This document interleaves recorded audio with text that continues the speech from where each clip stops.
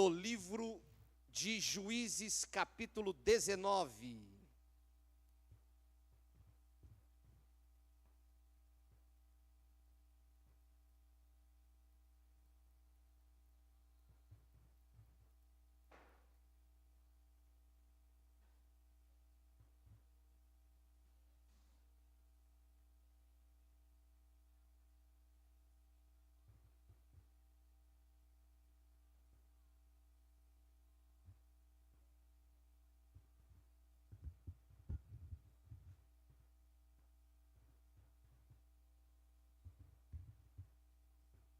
Juízes, capítulo 19, nós vamos ler o último verso desse capítulo, que é o verso de número 30.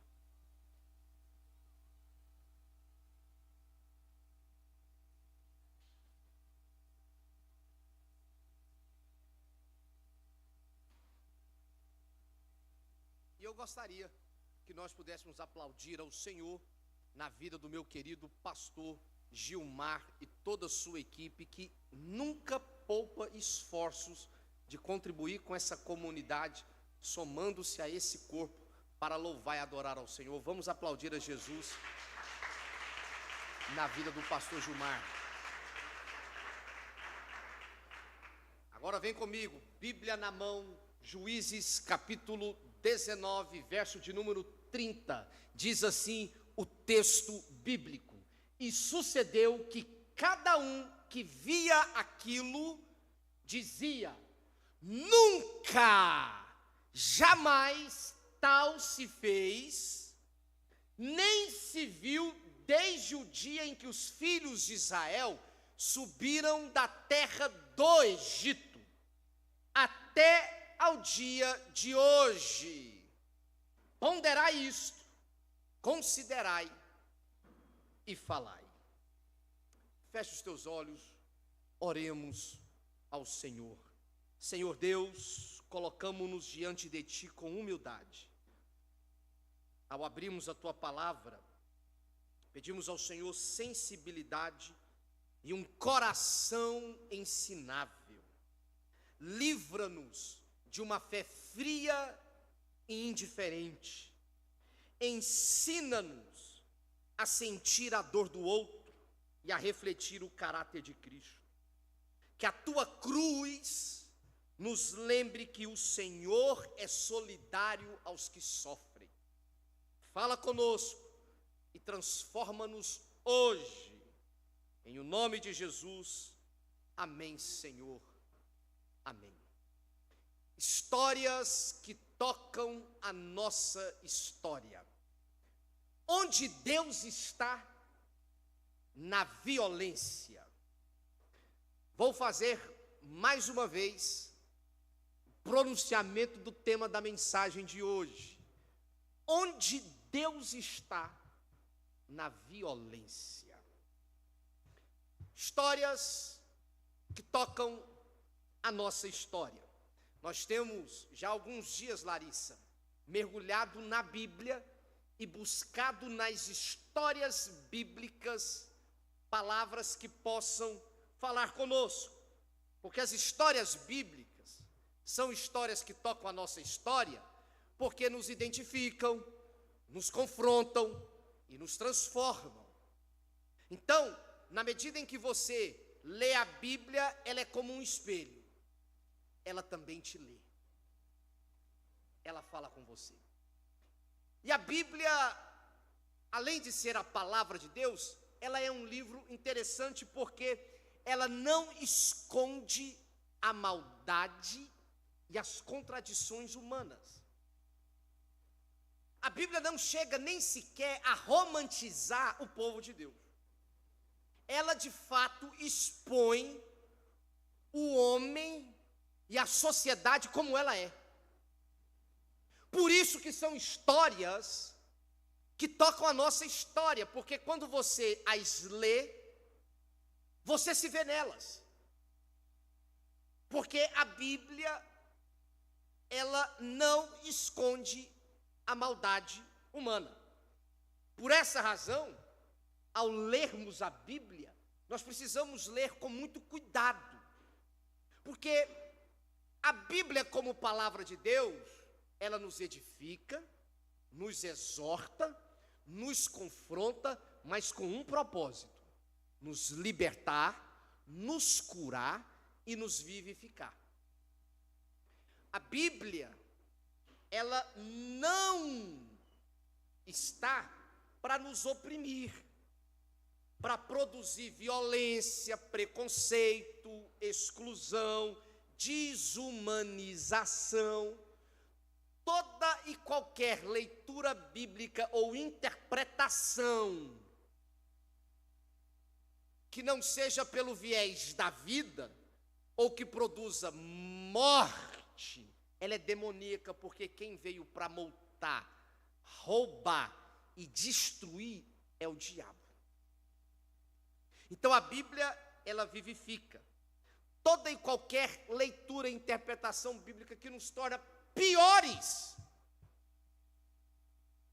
é uma interpretação equivocada, porque a Bíblia está para nos edificar, para nos tornar homens e pessoas melhores, não mais próximas de um antirreino ou do anticristo, mais próximas do reino do Evangelho e de Jesus de Nazaré.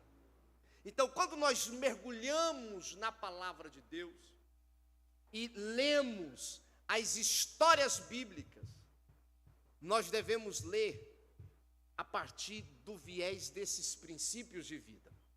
Então nós começamos em Gênesis, de Gênesis passamos pelo Êxodo, chegamos na posse da terra de Canaã, que era a terra prometida. Lá na terra de Canaã, a terra prometida, na primeira fase, Israel ainda não era um Estado-nação unificado.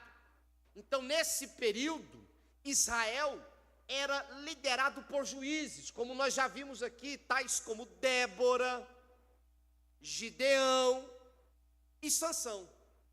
E agora no livro de Juízes nós chegamos no capítulo 19, que é uma narrativa que vai até o capítulo 21. São 3 capítulos e que, para mim, são talvez uma das histórias mais chocantes, e eu usaria até o termo macabras, da literatura bíblica. Depois você lê na sua casa, com tranquilidade, o capítulo 19 ao capítulo 21. Mas são histórias que não são revelados os nomes dos envolvidos. Você não tem heróis. É uma história em que todas as personagens envolvidas na trama têm suas falhas e erros.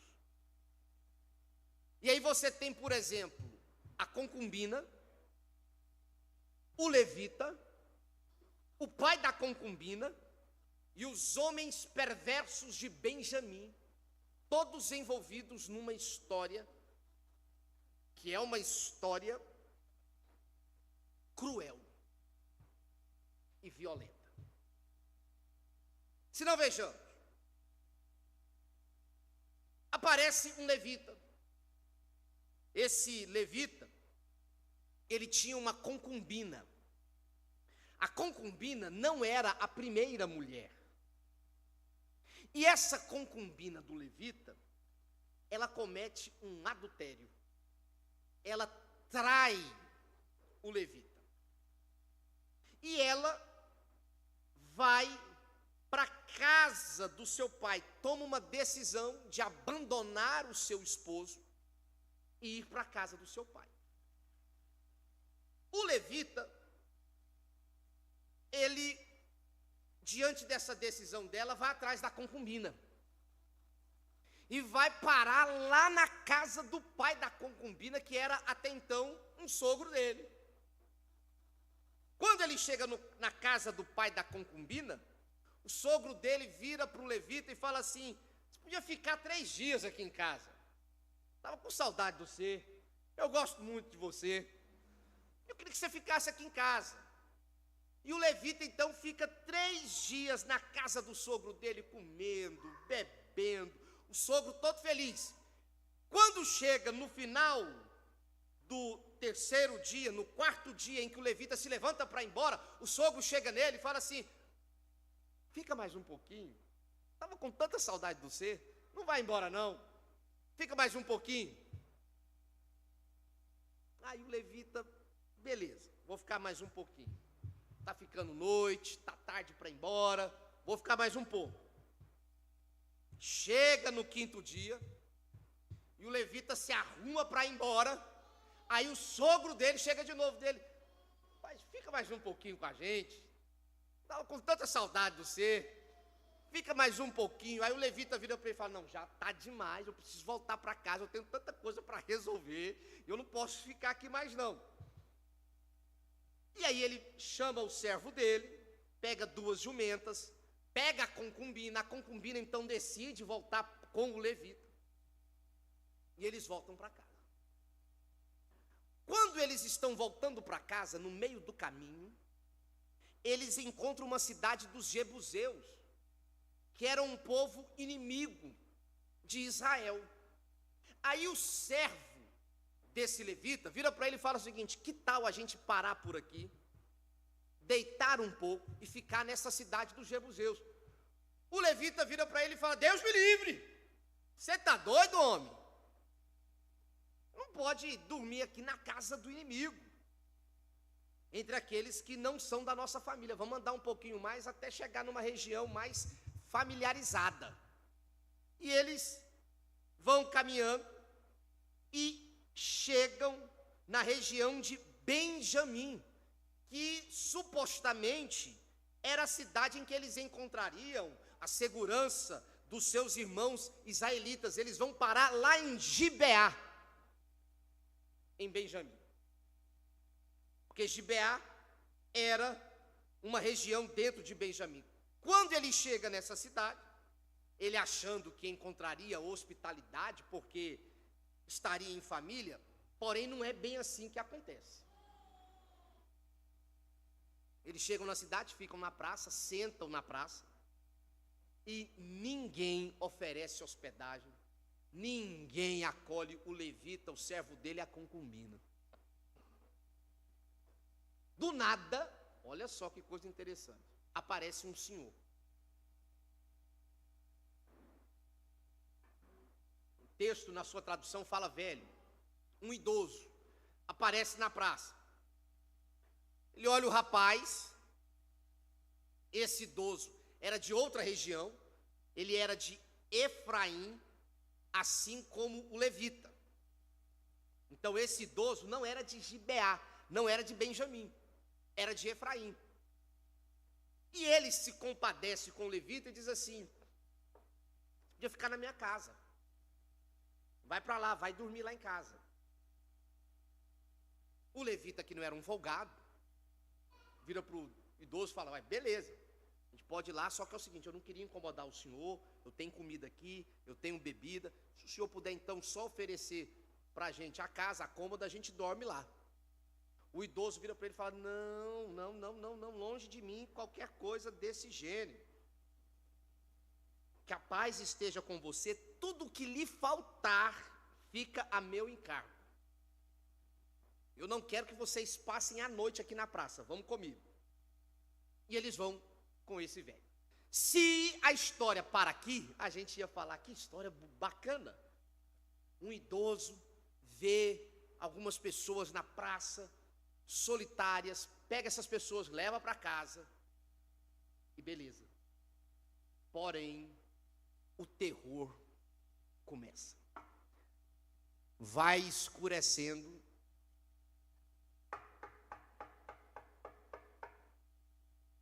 e a porta daquele velho tem um barulho. Tem alguém batendo na porta. E o texto começa a sugerir algumas cenas de tensão, porque a tradução é Belial.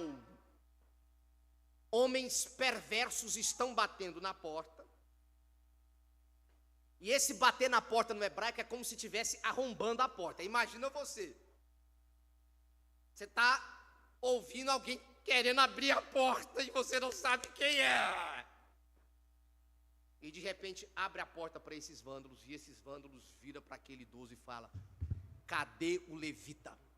Traz o levita para fora, porque nós vamos abusar dele. E aí não é apenas uma questão assim sexual. É o abuso no sentido mais violento da palavra. Estupro. Mas é o estupro no sentido mais horripilante de defraudar o camarada. O velho ouve aquilo lá e fala: pelo amor de Deus, não faz isso com esse camarada. Tem duas mulheres aqui dentro. Descarrega a energia, a força de vocês nas mulheres. A minha filha, por exemplo, pega a minha filha e pega a concubina e faz o que vocês quiserem. Eles: não, a gente quer o levita. Parte para cima do levita, vocês não tocam em mim não. Não vem para cima de mim não. Pega a concubina.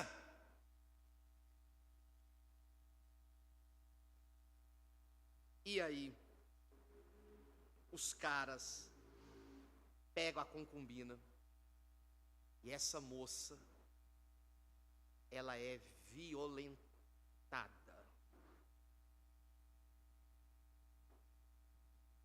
A noite inteira.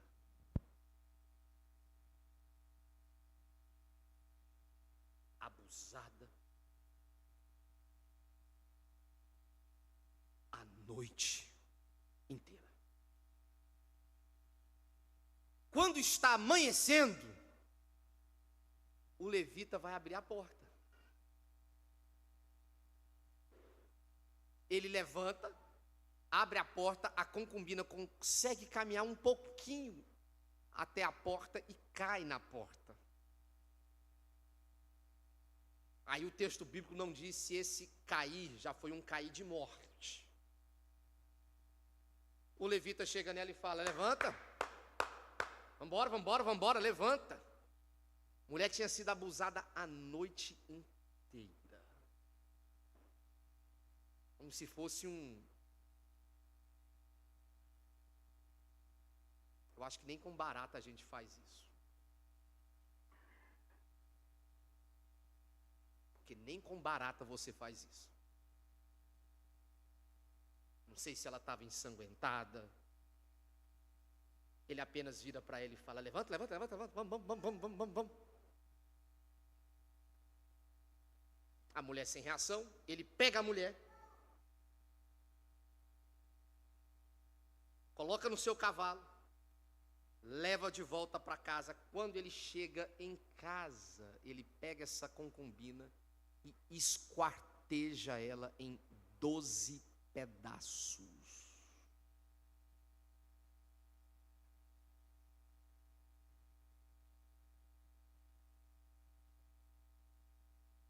Pega cada um desses pedaços e manda para cada uma das tribos de Israel.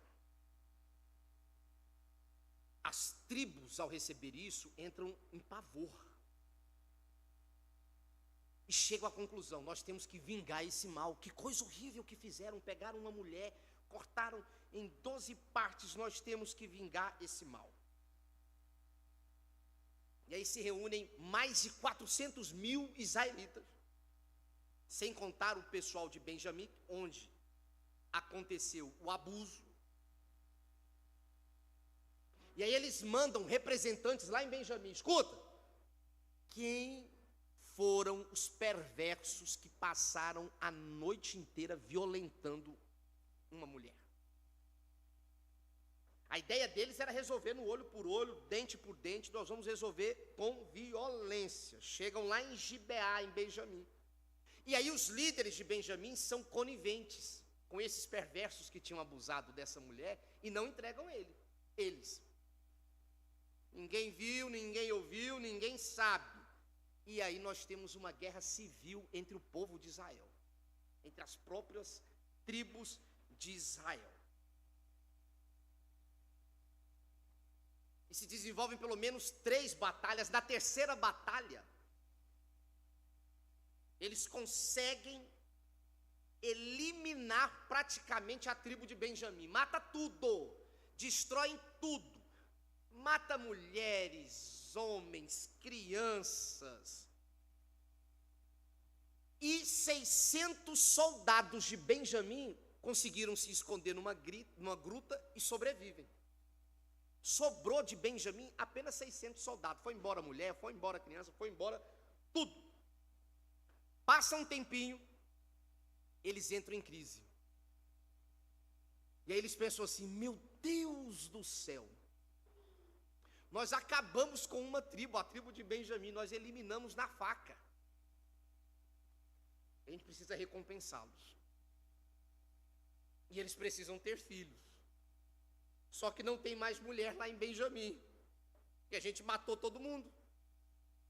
Aí eles fazem uma reunião em Mispa, que foi o lugar onde eles organizavam para a guerra,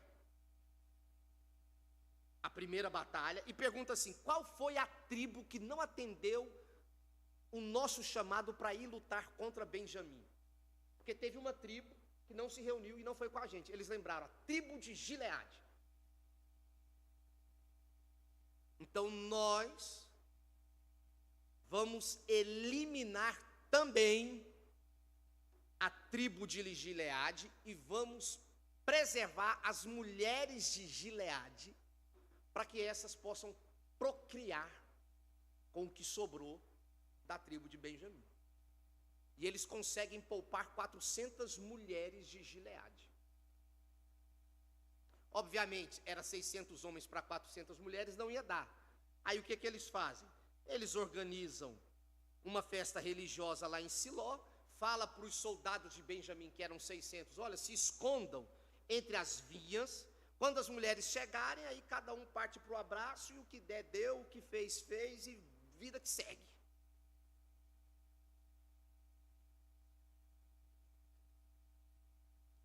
E aí, capítulo 21 de Juízes, no verso 25, o texto termina dizendo assim: naqueles dias não havia rei em Israel, cada um fazia o que era certo aos seus próprios olhos. Nós temos aqui uma sociedade sem rei, sem autoridade, sem referência, sem limites.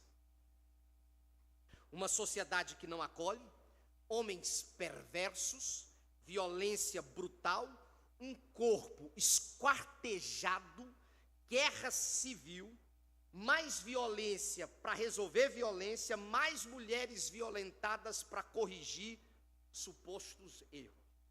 É uma espiral de desumanização. Vítimas como a concubina, e no final não era apenas a concubina, todo Israel estava doente, porque violência nunca fica restrita apenas à vítima, ela contamina toda a sociedade. E por que nós falamos que histórias que tocam a nossa história? Porque não é muito diferente dos nossos dias. Essa semana, Goiânia, Goiás, o Brasil acordou em choque com a notícia de um homem em Tumbiara que pegou uma arma, matou os seus 2 filhos e depois se matou. No Brasil, no ano de 2025, foram registrados 227 casos de estupro por dia. Nesse exato momento, Chile, enquanto eu estou pregando aqui, alguma mulher está gritando, amarrada dentro de um quarto, e pedindo socorro, gritando por socorro. Me ajudem.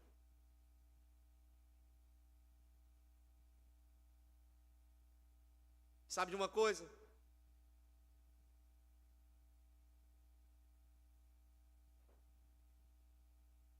grande parte dessas vítimas são vítimas de pessoas da própria família ou de pessoas que dizem e confessam ser cristãs protestantes. Porque os estupros e abusos, na maioria, ocorrem na família. Família que seria um lugar de segurança, acolhimento. Padrasto, pai, às vezes encobertado pela mãe, avô, tio.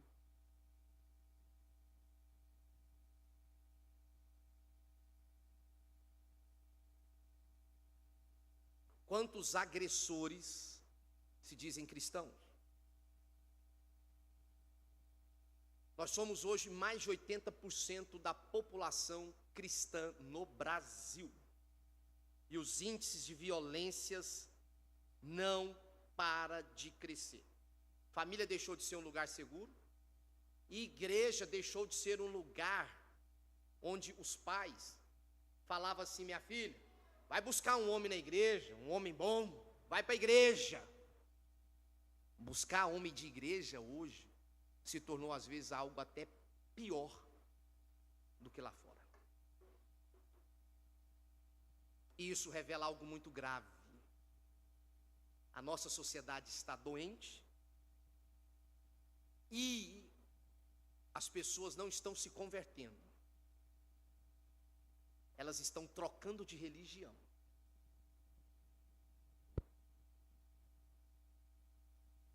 Eram católicas, viraram evangélicas. Mas conversão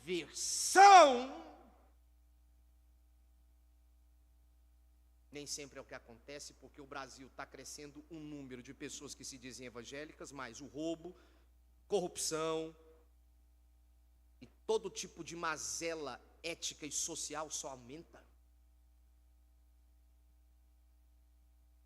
E eu quero compartilhar com você, diante desse cenário, essa pergunta que talvez você fez enquanto eu pregava: pastor do céu, onde que Deus estava quando essa mulher foi esquartejada? Ou a pergunta que eu recebi essa semana, Renato: pastor, me explica, onde é que Deus estava quando esse pai pegou uma arma e atirou nos próprios filhos? Onde que Deus estava, pastor? Onde? Primeira grande verdade que eu quero dizer para vocês é que Deus é contra a violência. Eu vou repetir: Deus é contra todo e qualquer tipo de violência.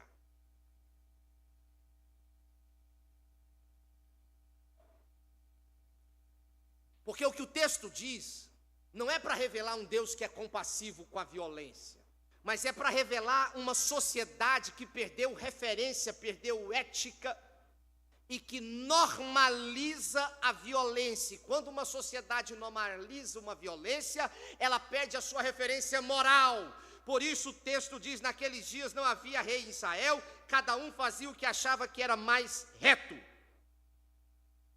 Deus é contra a violência. Nenhum marido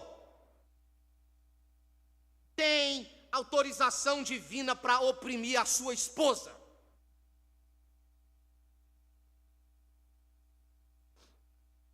Nós não temos autorização divina para violentar. Nós não temos autorização divina para impor silêncio. Se você foi abusado, procure as autoridades competentes.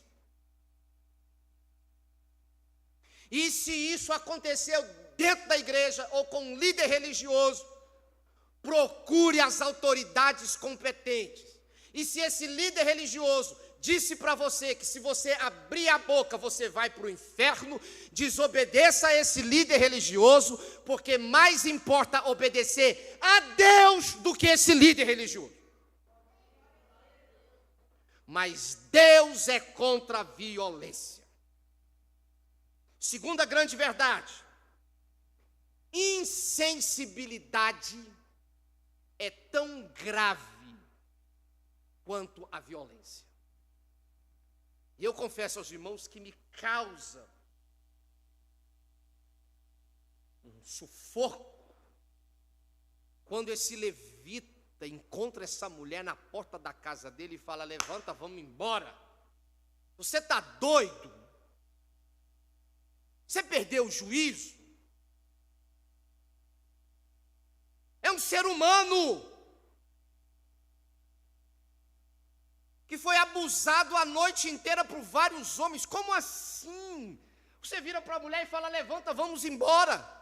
Que isso? Se você lê uma notícia, como a notícia dessa semana, de um pai matando 2 filhos, e você não chora, e não dá um calafrio, sua garganta não dá um nó, você já morreu, meu irmão, por dentro.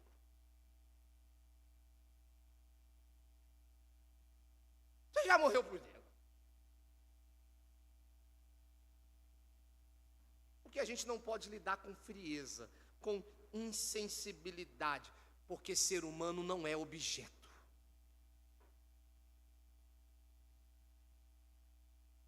O ser humano não é objeto. O ser humano foi criado à imagem e semelhança de Deus. Então, quando você dá um tapa na cara de alguém, quando você cospe em alguém, quando você é daqueles que é da turma da lenha na fogueira, que gosta de ver o circo pegar fogo, que faz a rodinha para que o camarada seja apedrejado,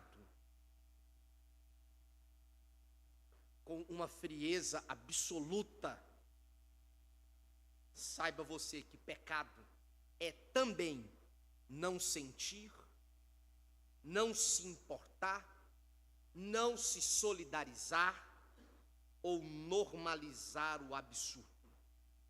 Uma igreja que não sente a dor dos violentados é uma igreja que está contra o Deus da cruz.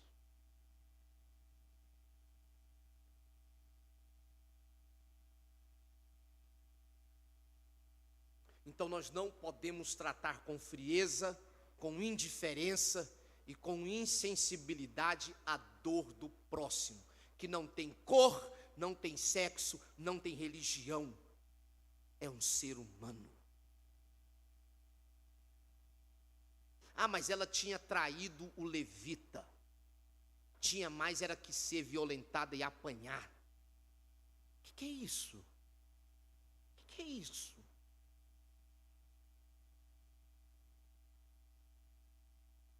Ah, mas tinha que matar mesmo as 2 crianças, porque o que a mulher fez, o que é isso? Matar. 2 meninos, 2 crianças. Que isso? O que está acontecendo? O que está acontecendo com a gente?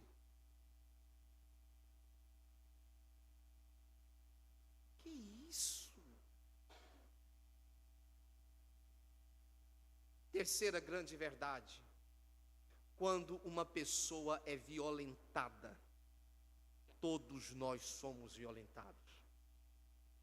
Eu não combinei com o pastor Gilmar sobre a pregação de hoje, mas a última canção, somos igreja, somos um corpo.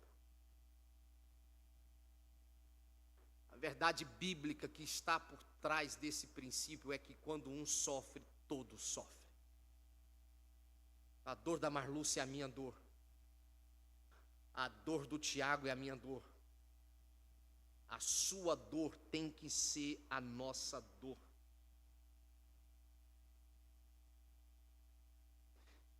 Sentir a dor do outro. Porque podia ser meu filho.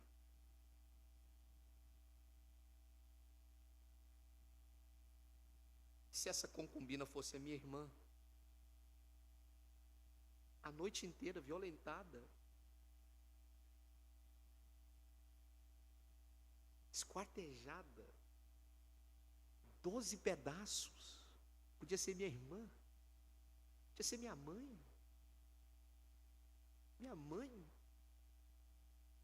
morta desse jeito.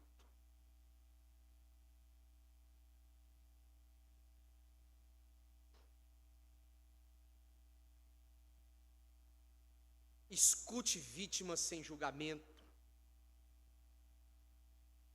É uma preocupação cada vez mais crescente que nossas igrejas e todos os lugares sejam ambientes mais seguros.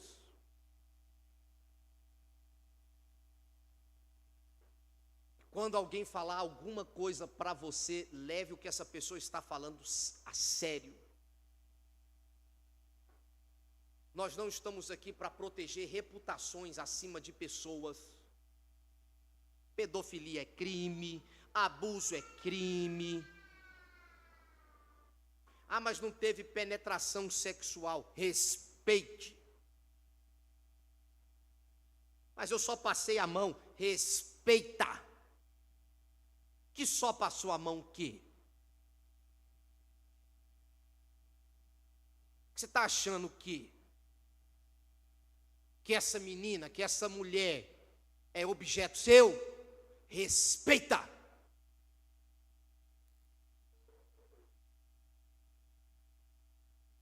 Educar os nossos filhos para respeitar as pessoas. Quarta e última grande verdade.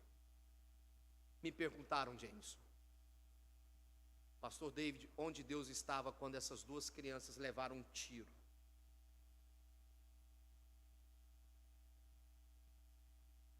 E sabe onde Deus estava? Deus estava com elas. Deus estava na cruz. Também sendo violentado. Porque o Deus cristão, ele não observa a dor de longe. Ele entra nela. Ele não legitima a violência. Ele sofre para vencê-la. E aí vem aquela pergunta: por que Deus então não acaba com o mal? Porque para acabar com o mal, ou você acaba com o malvado, e aí acabar com o malvado significa eliminar todos os malvados, porque todos pecaram e separados estão da glória de Deus. Ou você tenta converter o malvado.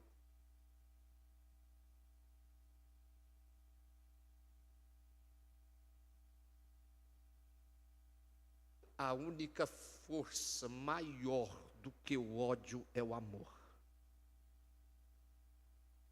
A única força maior do que o pecado é a graça. A única coisa maior do que a morte é a cruz de Cristo.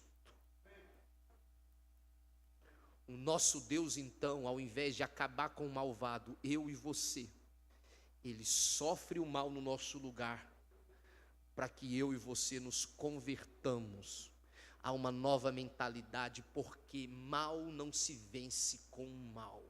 Em terra de olho por olho, dente por dente, todo mundo fica cego e banguelo. O mal só se vence com o bem. Nós somos a resistência. Nós somos discípulos do amor. Nós somos aqueles que oram pelos nossos inimigos. Nós somos aqueles que oferecem a outra face, porque nós somos os pacificadores, e dos pacificadores é o reino dos céus. Você pode aplaudir ao Senhor Jesus por isso?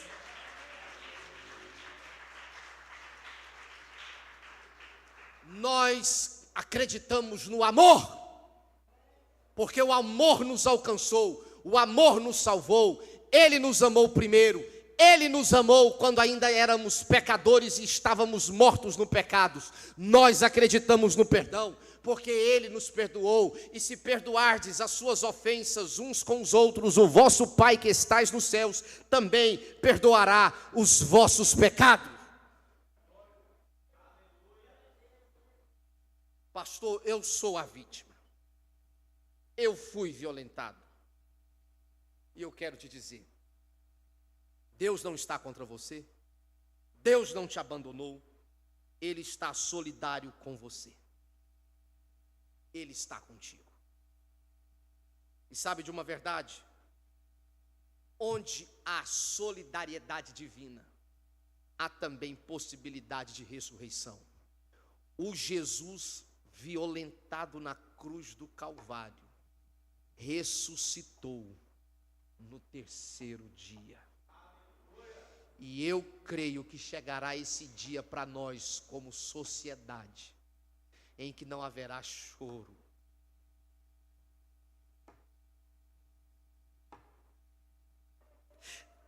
que não vai precisar de disque denúncia para ligar para falar, tem uma criança que foi estuprada.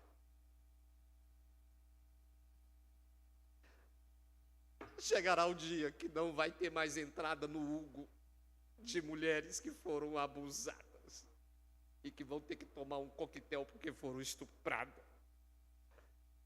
Esse dia chegará onde a morte se revestirá de imortalidade e aquilo que é corruptível de incorruptibilidade. E brasileiros com argentinos, judeus, gentios, negros, brancos estarão todos em torno de uma mesa, dizendo para o único que é santo, santo, santo, santo, santo, santo, santo, seja o Senhor.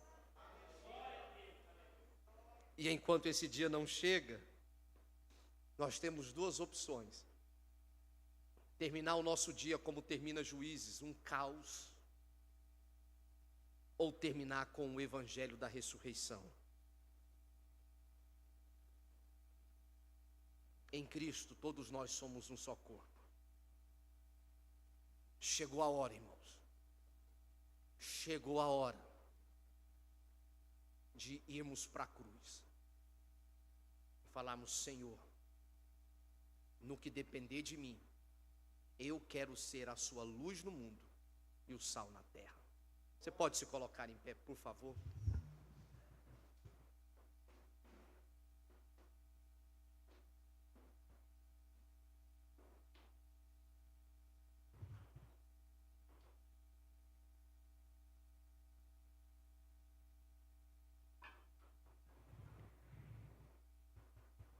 Glória a Deus. Onde Deus está na violência, Ele está com aqueles que sofrem.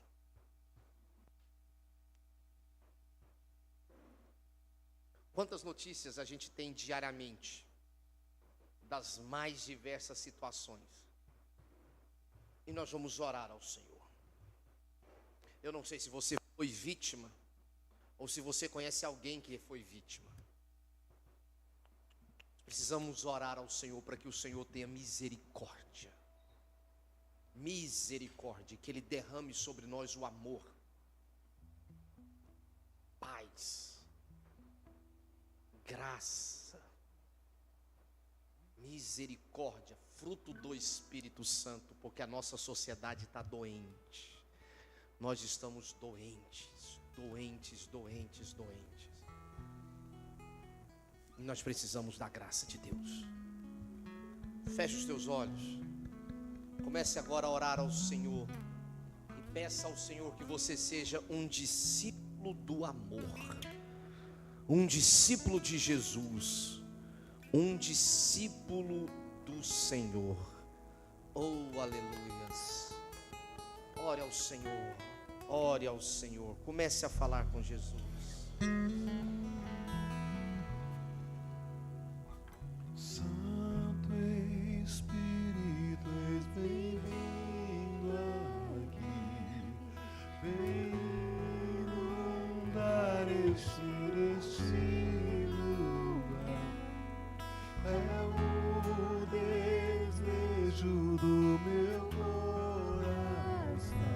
Sermos inundados por tua glória, Senhor. Santo Espírito, és bem-vindo.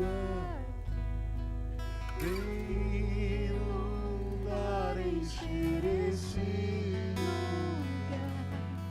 É o desejo do meu coração. Sermos inundados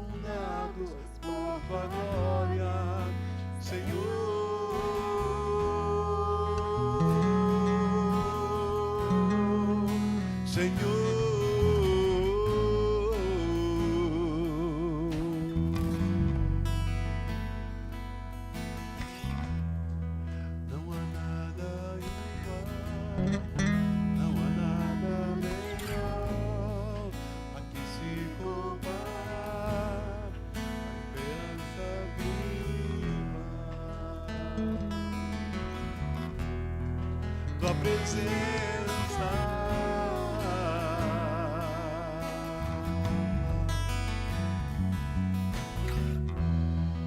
eu provei e vi o mais doce amor que liberta o meu ser e a vergonha desfaz. Tua presença,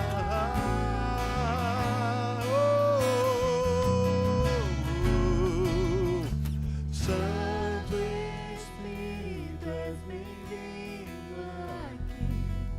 Vem inundar, encher esse lugar. É o desejo do meu coração. Sermos inundados por tua glória, Senhor.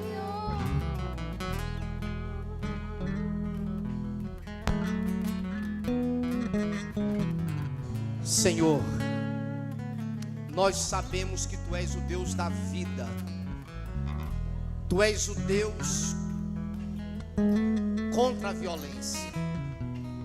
Nós queremos pedir ao Senhor que o Senhor nos dê sensibilidade, nos dê amor, nos dê graça. Ó Deus, tenha misericórdia do nosso país, tenha misericórdia das nossas vidas. Pedimos ao Senhor que o Senhor derrame sobre nós o Teu Espírito e a Tua graça abundante, porque nós precisamos e dependemos do Senhor. Nos visite com a Sua graça, nos visite com o Seu amor. Derrame sobre nós o fruto do Teu Espírito, o domínio próprio, a mansidão, a bondade, a benignidade. Sim, ó Deus, nos torne discípulos do amor, no nome do Senhor Jesus. Que o Senhor te abençoe e te guarde, que o Senhor faça resplandecer o teu rosto sobre ti, que o Senhor tenha misericórdia de ti, que o Senhor abençoe os teus filhos, que o Senhor abençoe os filhos dos teus filhos, que o Senhor te dê a paz. Vai na bênção, no nome de Jesus.